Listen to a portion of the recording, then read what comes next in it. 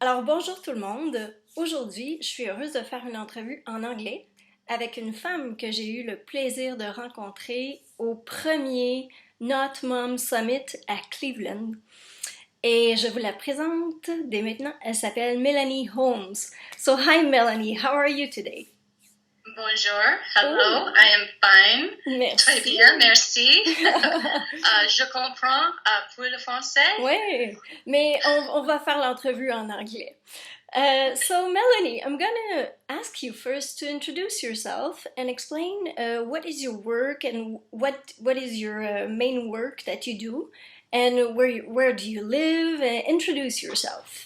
Okay, thank you. I am Melanie Holmes, and I have been a author and freelance writer for about 2 years now, with the publication of my first book, which is called The Female Assumption. Mm-hmm. And I live in Chicago, so the Windy City, although it's very, very hot and humid here right now. But so, yes, we met at the Notmom Summit, and so over a topic that is covered in my book.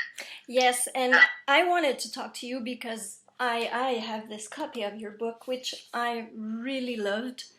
And I wanted to get women to read this book and to understand where exactly it came from. There's one thing I'd like to add is that first of all, you're a mother. Yes, I am a mother of 3. I have 2, well, I guess 3 adult children now, because I have to count my daughter. She's 18 now. But my oldest is 31, so I've been doing this momming thing, motherhood thing for 31 years. Yes. I have a lot to say. Of course. But let's get back to the female assumption. So what brought you in the first place to write this book? So I would not have written this book if it hadn't been for the fact that I have a daughter. So my oldest 2 are sons, and my youngest is a daughter. And I always wanted her to know something about womanhood. I think I wanted her to understand that womanhood is this bigger thing, and that it doesn't have to include motherhood. So I read a quote, and it was in Madeleine Kane's book, The Childless Revolution, and that was written in 2001, and she did a lot of interviews of women without children through choice, through circumstance, biology, and there was a quote in there where a woman who couldn't have children said she didn't think life was worth living. And so when I read that quote, I think when you read a quote like that, you think of your niece, your sister, your friend, your daughter, and I thought of my daughter, and I thought, what is it that women are hearing about womanhood? What is it that we are saying to them that makes a woman whole? And so I really wanted to have a conversation with my daughter, but as I said, she just turned 18, and so it was hard for me to think about how I would have that conversation, because it's very, very scary to write about it, because you don't want your children to interpret regret. And so I think by putting it into a book, a very well-researched and with lots of interviews, I thought that might be a good way to give my daughter and other women that viewpoint. So has your daughter read the book? Yes, she read it before it was published. Yes. Really? And what did she learn from it? Well, it's interesting. I think she and I were learning from each other. She helped me with the chapter on reproductive health, and she was telling me things that she heard in school since she was 13 years old. Wow. Very, very inaccurate information, and so it really drove home. It told me how important it was to have those conversations with her, because if I wasn't having those conversations, other people were having them at school, and it was totally wrong. Yeah. So I think what she learned was that her dad and I don't have any expectations for her to give us children, and so there's that. There's lots of pressure that I've heard from women who I interviewed. I reached 100 women in interviews. Some was through polling and some was through live interviews, phone interviews. I did hear a lot of pressure from family, from parents, from friends. And so I wanted my daughter to not feel that pressure.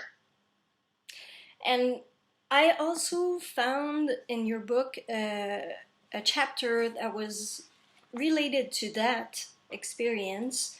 It's about, you talk about the importance of thinking about the motivation that bring you to have children, which I find that is not discussed enough.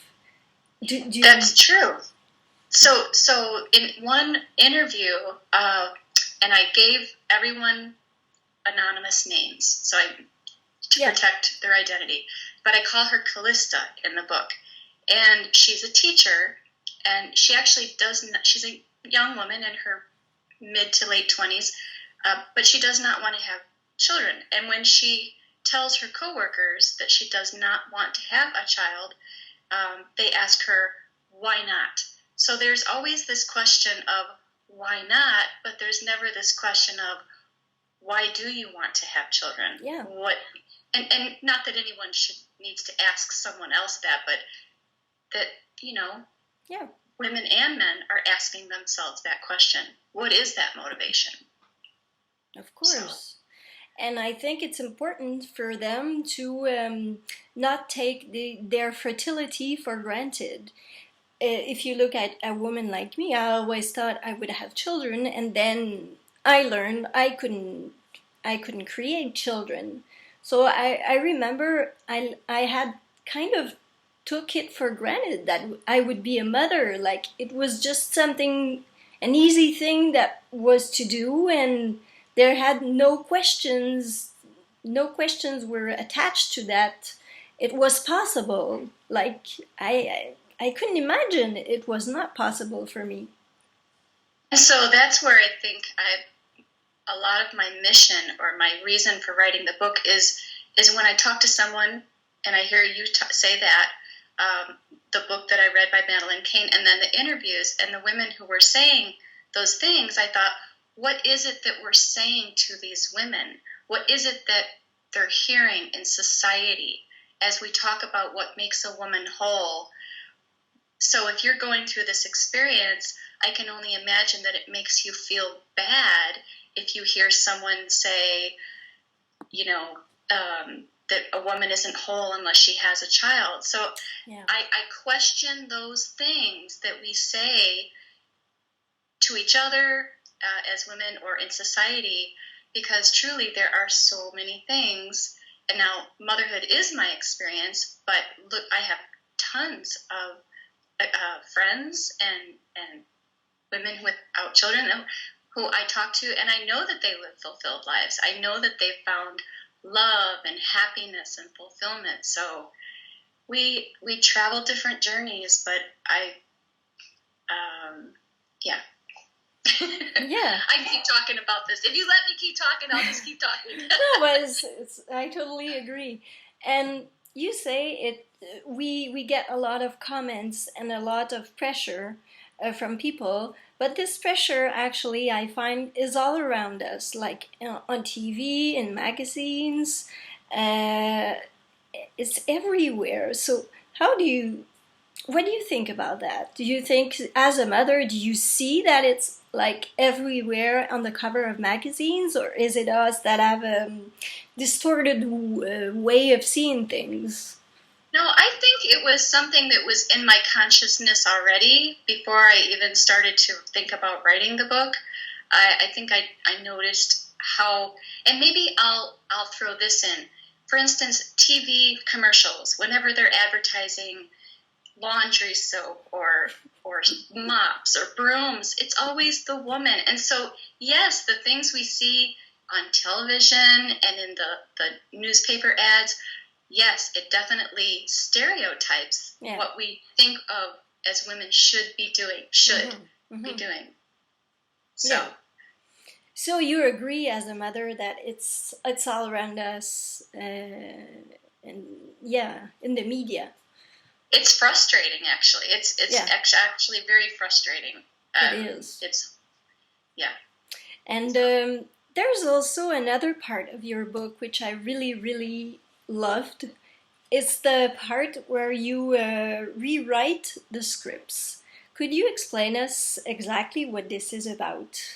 So, yes, absolutely. Yeah. So, well, I had this happen at my own bridal shower. So, for instance, in American culture, when you have a bridal shower, you're opening presents and there's ribbons and you're supposed to break one, and for every ribbon you break, then there's supposed to be a baby born. So if you break 5 ribbons, then you're going to have 5 babies. Oh. So I don't know if you actually got that part of the script writing, but I had that happen in my bridal shower to my second husband. So I'm remarried almost 24 years now.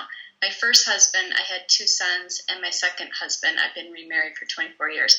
But when we met, I'd been divorced, I'd been a single mom for 3 years, and I was not ready. I didn't think I wanted to have another child at all. So we had a secret agreement not to have any children. And so when we had the bridal shower and people were shouting, "Break a ribbon," and I thought, oh my goodness, am I supposed to just tell everyone at this bridal shower we're not having any? So there's those kind of things that we say to people, because that really assumes that bride is going to want to want to have a child. And that's becoming less of, something that women are not all wanting to do. Mm-hmm. We have a lot of options as women. Our daughters, our nieces, everyone has a lot of options. So it's just an assumption, and I think we need to be careful of our assumptions, because I think those are also known as stereotypes. Assumptions and stereotypes kind of go hand in hand. Mm-hmm. But when you talk about the scripts, actually what I liked about it is that sometimes when you're confronted by something hurtful, a mother, a father says, a cousin, in the moment, in the spare of the moment, you don't really know how to react. So it could be uncomfortable, hurtful. But when you take the time to sit down and rewrite some scripts about what you would do if you were put in this situation, I find that helps a lot. And as I talked before with Lisa Menterfield from Life Without Baby, she was talking to me about in a way she was calling it creating the elevator speech. So kind of preparing answers for different questions people would ask about her maternity, non-maternity. So I find the scripts, they relate to that, preparing an elevator speech or preparing a response that is not hurtful, but that is true also. And that is guiding the other person and noticing that these questions can be invasive, hurtful, and that they need to pay attention to that and to our feelings also. So I really felt like and I have my copy here too, but I really felt like the script writing was for other people in women's lives. So for instance, there was the coworker who goes to lunch with her friends, and her friends are all talking about their children, and someone says, well, why don't you want to have kids? And so it was kind of an education process for other people. Now, at the Notmom, there was a young woman who bought my book, and she wanted to give it to her own mom, because it is an education process for other people. One of the scripts was, the wannabe grandmother. So there's the mother, and I don't mean to pick on women, okay, but we're women, so we're going to use that. But the wannabe grandmother, and she gets mad at her daughter, and that actually happened in an interview where a woman was telling me about this, that her mother got angry with her and would give her dirty looks. And then she stopped doing that, but then she would drop these hints. Well, so and so is having, becoming a grandmother. And so it's really taking a look at how does that person feel. Yeah. And so in the scenario that I wrote, the young woman was living at home with her mother, and then she finally decides, I've had enough of this. She moves away, just out, on her own, but then she visits less. So if people would actually realize that women are going to move away from you, they're going to pull back if you are pressuring or sad or hurtful, that's really where that script writing came from. I think it's very useful and powerful too. I thank you for that, really.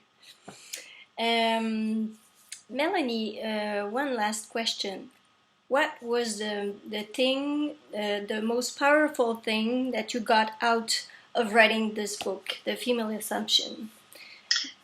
I would say the most powerful thing that I got out of it was having interactions with women from all walks of life who said that they got something out of it. So women without children through choice or through circumstance, as well as women, friends of mine who have kids. And so I chose two women to read my manuscript in the beginning. It was a very early draft. One child-free woman and another woman who has 3 kids. And the person who has the 3 kids said, well, don't you think, every woman wants to have kids? And I said, well, not every woman. And when she took my book and took it home and read it and came back, she said, you've changed the way I look at motherhood. And so it's opening the minds of everyone. Not, it's supposed to have a very wide audience. Someone that a father actually gave the book to his teenage daughter. And when she finished reading it, she came to her father and said, so you're not going to be mad at me if I never decide to have children? And he said, no, I'm not going to be mad. So it's that mind-opening, knowing that it's had some sort of impact. Even if it doesn't sell, 20, 100, 200,000 copies, at least it's impacted a number of lives. Of course, and it's impacted me too. That's why I wanted to talk to you today. So Melanie, thank you very much for this interview, and have a great end of summer in Chicago, I think, right? Yes. Merci beaucoup. Thank you.